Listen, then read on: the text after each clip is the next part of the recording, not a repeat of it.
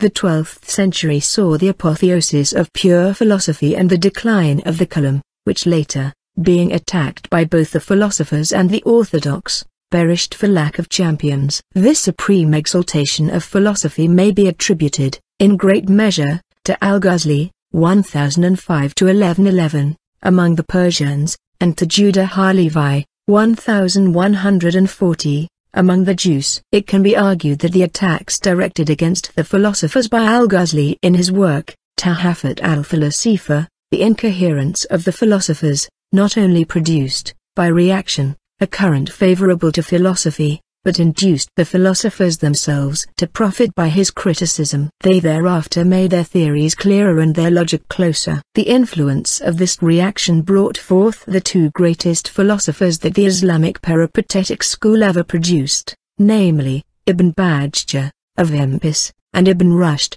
Averroes, both of whom undertook the defense of philosophy. Since no idea and no literary or philosophical movement ever germinated on Persian or Arabian soil without leaving its impress on the Jews, the Persian Ghazali found an imitator in the person of Judah ha-Levi. This poet also took upon himself to free his religion from what he saw as the shackles of speculative philosophy, and to this end wrote the Kuzari, in which he sought to discredit all schools of philosophy alike. He passes severe censure upon the Mutaklamin for seeking to support religion by philosophy. He says, "I consider him to have attained the highest degree of perfection who is convinced of religious truths without having scrutinized them and reasoned over them." Kuzari, v. Then he reduced the chief propositions of the Mutaklamin, to prove the unity of God, to 10 in number, describing them at length, and concluding in these terms: "Does the Kalam give us more information concerning God and his attributes than the Prophet did?" Ib.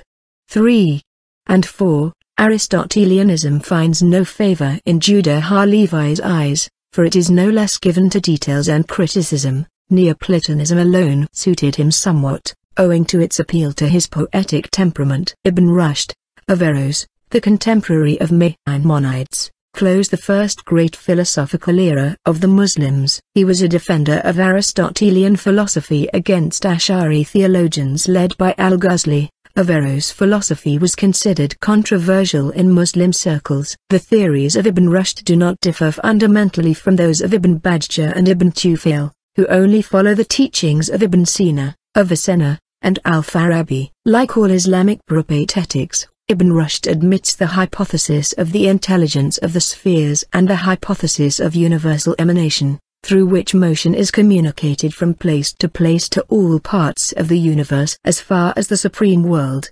hypotheses which, in the mind of the Arabic philosophers, did away with the dualism involved in Aristotle's doctrine of pure energy and eternal matter.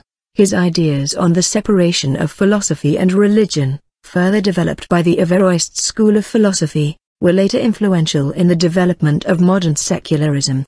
But while Al-Farabi, Ibn Sina, Avicenna, and other Persian and Muslim philosophers hurried, so to speak, over subjects that trenched on religious dogmas, Ibn Rushd delighted in dwelling upon them with full particularity and stress. Thus, he says, not only is matter eternal, but form is potentially inherent in matter, otherwise, it were a creation ex nihilo. Monk, Melanges, p.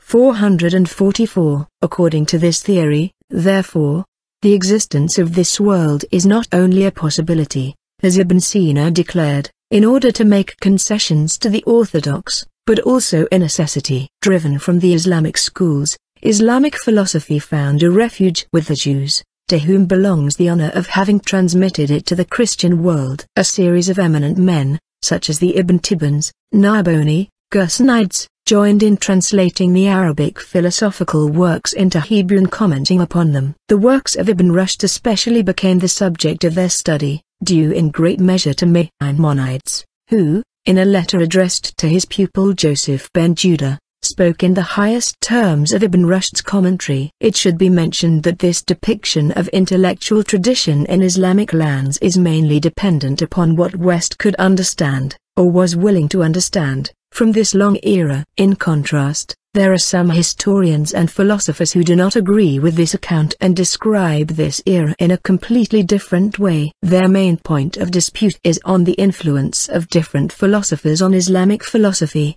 especially the comparative importance of Eastern intellectuals such as Ibn Sina and of Western thinkers such as Ibn Rushd.